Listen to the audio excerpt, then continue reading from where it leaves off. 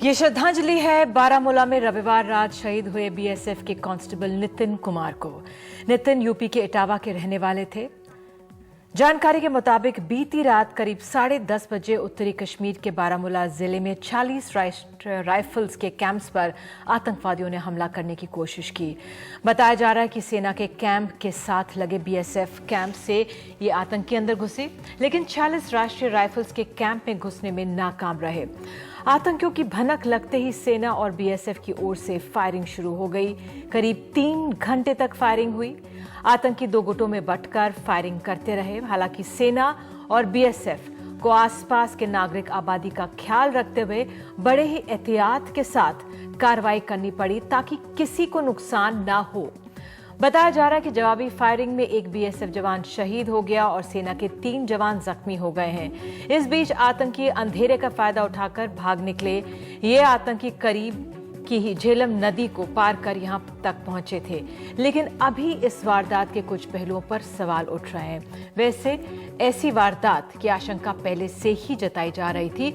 उड़ी आतंकी हमलों के जवाब में नियंत्रण रेखा के पार आतंकियों के ठिकानों पर भारतीय सेना की सर्जिकल स्ट्राइक के बाद से यह आशंका बढ़ गई है। रविवार रात से ही नियंत्रण रेखा पर कई जगहों पर पाकिस्तान युद्ध विराम तोड़ता रहा है। अखनूर, सौजिया, मंडी और शाहपुर, केरनी, हर जगह सेना ने जवाबी कार्रवाई की है। उधर पंजाब के गुरदासपुर में अंतर्राष्ट्रीय सीमा से भी घुसपैठ की कोशिशें की गई, जिसे बीएसएफ के जवानों ने नाकाम कर दिया। करीब 8 से 10 घुसपैठियों ने बीएसएफ के चक्री पोस्ट के पास भारतीय सीमा में घुसने की कोशिश की, लेकिन चौकस जवानों की फायरिंग के बाद वो वापस भाग गए। भारत पाक सरहद पर रावी नदी का किनारा, दीनानगर और पठानकोट हमले में मारे गए आतंकियों ने भी इसी इलाके से घुसपैठ की थी। पिछली चूक से सबक लेते हुए इस दफा चाक चौबंद सुरक्षा के चलते घुसपैठ की कोशिश नाकाम कर दी गई। वहाँ 9 बंदे थे, इनके सामने से जो बंदे आए थे 9 बंदे थे पाकिस्तान। तो फिर गोलीबार किसने की? गोलीबार इंडिया वाला ने किया। जब वो भागे फिर सर्च किया तो एरिया क्लियर था हमारा। तो रात भर पूरी फौज इधर ही रही, शिफ्ट भी बदली नहीं हुई। बीएसएफ के मुताबिक घुसपैठियों की तरफ से जवाबी फायरिंग नहीं हुई। रात के वक्त सीमा पर गोलियों की तड़तड़ाहट से आसपास के गांव वाले भी बाहर आ गए। आप मुझे बताइए कि कितनी बार आपने फायरिंग सुनी रात को? 2 बार सर। हाँ, 2 बार, एक बार 11 बजे, एक बार 1:30 बजे। अच्छा, हाँ जी। और उसके बाद क्या हुआ? उसके बाद फिर तुमने बोला ना भी अहीं उत्थे बैठ गए हैं। हाँ। मुड़ के फोर्स जी अभी सब दी हो रही है।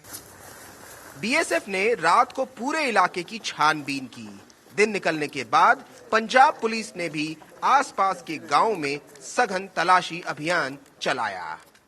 हम अपने एरिया में जो रियर का है सारा, वहाँ सर्च ऑपरेशन वगैरह जो हाउस टू हाउस होते हैं, विलेजेस हैं, फील्ड्स हैं, ट्यूबवेल रूम्स वगैरह हैं, सभी की सर्च करवा रहे हैं। पाक से लगती हुई सीमा पर इस तरह की घनी झाड़ियों और खेतों के चलते ये इलाका ड्रग तस्करी के लिए कुख्यात रहा है, लेकिन पिछले साल आतंकियों ने बॉर्डर पर लूप होल्स का फायदा उठाकर दीनानगर पुलिस स्टेशन पर हमला किया था और अब एक और घुसपैठ की कोशिश से सुरक्षा एजेंसियों के कान खड़े हो गए हैं। कैमरा पर्सन आरपी जायसवाल के साथ दीनानगर से आनंद पटेल, एनडीटीवी इंडिया के लिए।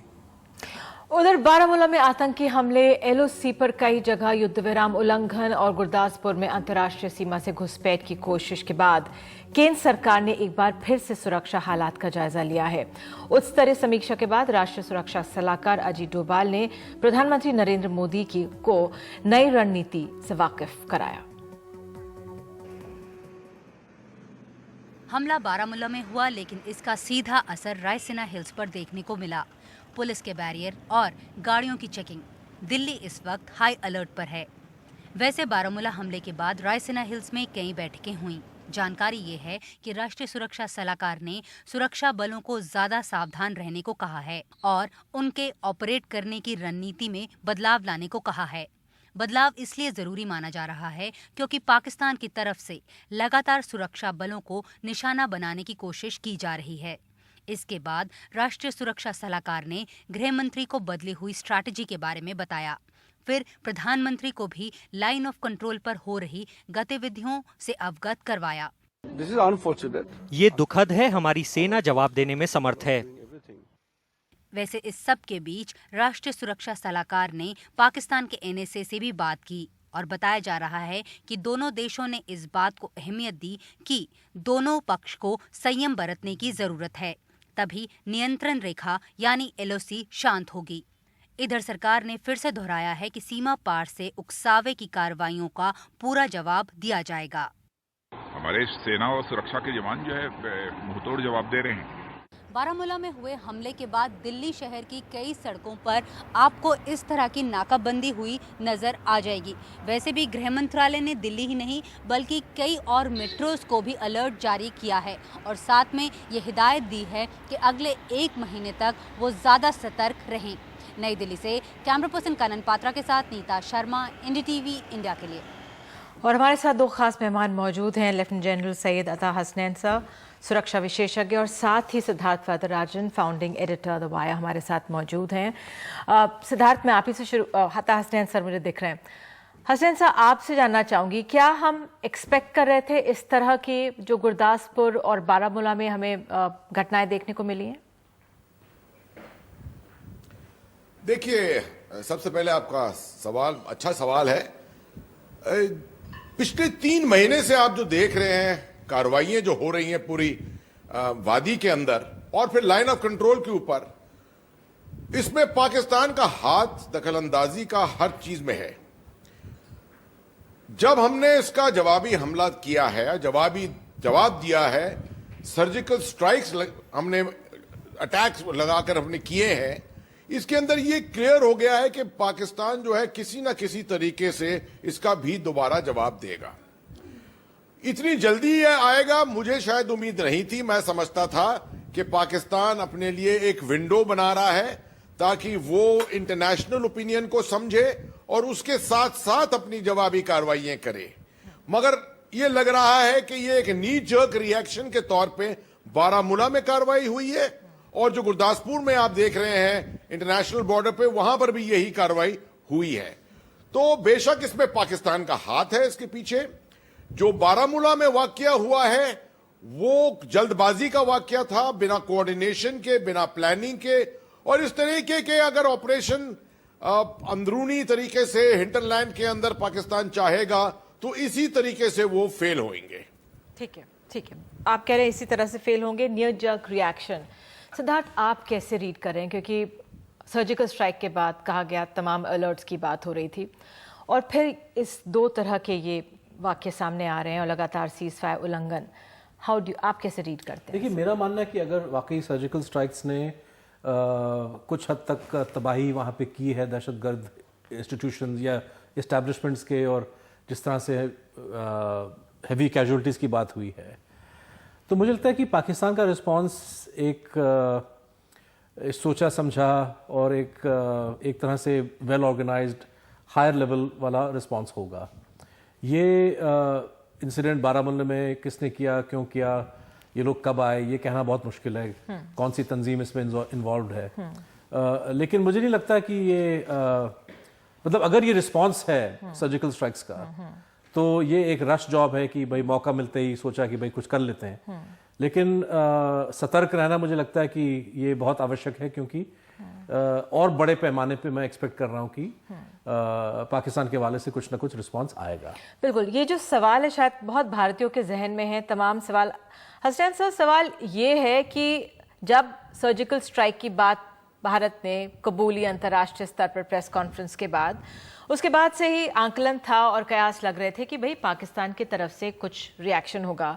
ये एक विचार आया क्या जो उनके स्पेशल ऑपरेशंस ग्रुप हैं उनको लगाया जाएगा, किस तरह की कार्रवाई होगी, या फिर ये था कि जो प्रॉक्सीज हैं जिनको वो हमेशा से इस्तेमाल करते आए हैं या नॉन स्टेट एक्टर्स जो कहा जाता है उनका प्रयोग होगा। तो क्या आप ये उसी लेवल पर देख रहे हैं, या जिस तरह से सिद्धार्थ का था कि ये वाकई में उस स्तर का वो नहीं है जिस रिएक्शन की उम्मीद पाकिस्तान से थी?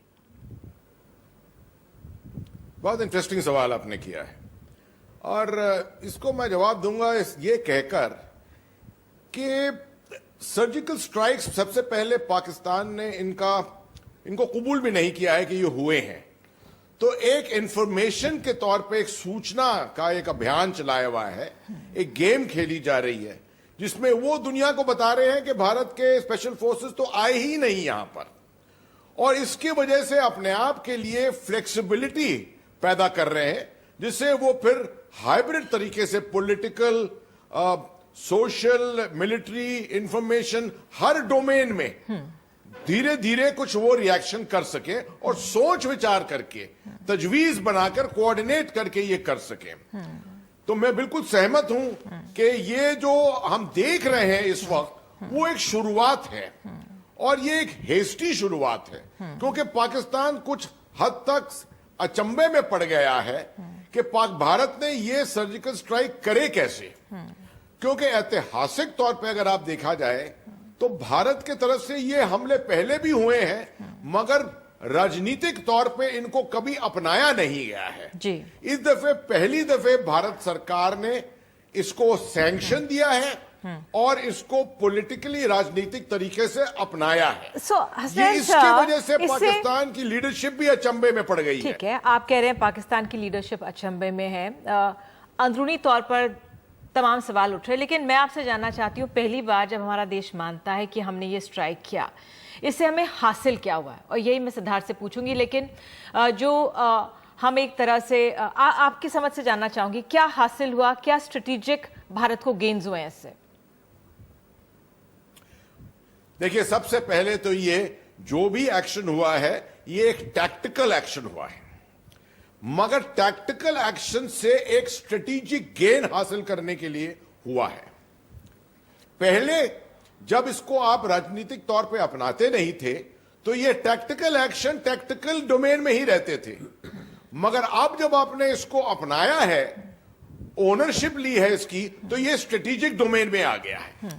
इससे जो है आपने एक खबर, आप समझिए एक मैसेज जो है वो पाकिस्तान की इस्टेब्लिशमेंट में लीडरशिप को दिया है कि अब आपने हमारी लिमिट ऑफ टॉलरेंस जो एक रेखा है उसको पार कर दिया है, और इसलिए हम इसका जवाब दे रहे हैं। और आपको मालूम होना चाहिए कि आज की राजनीति भारत में मिलिट्री लीडरशिप के साथ मिलकर आपको हर दफे इसी तरीके से मुंह तोड़ जवाब देगी।